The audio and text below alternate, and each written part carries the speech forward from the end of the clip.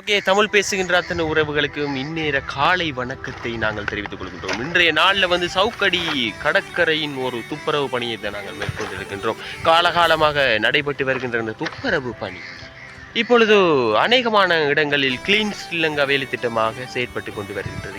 இன்றைய காலகட்டத்தில் அநேகமான இடங்களில் இந்த தெருவோர குப்பைகள், அது மட்டுமில்லாது கடற்கரைகள் எறியப்படுகின்ற இந்த குப்பைகள் காரணமாக அதிகமான சுற்றுச்சூழல் பாதிப்புகள் இடம்பெற்று வருகின்றது. இவ்வாறான சுற்றுச்சூழல் பாதிப்புகளை குறைக்கும் வகையில் தான் இன்று எமது மட்டக்களப்பு கோட்டமுனை சேகர வாலிபர்களாக நாங்கள் ஒன்றிணைந்து கோட்டமுனை சேகர முகாமை குரு அருள் திரு கே ஜெகதாஸ் ஐயாவின் தலைமையில் இந்த சவுக்கடி கடற்கரையை சுத்தமாக்கும் பணி செய்யப்பட்டிருந்தது. இதில் எமது வாலிபர்கள் மிகவும் முன்புறமாக செயற்பட்டிருந்தார்கள். இதில் எமது மாவட்டம் சார்ந்த இடங்களும் சுத்தமாக இருப்பதை எமது நோக்காக கொண்டு இந்த பணி முன்னெடுக்கப்பட்டிருந்தது.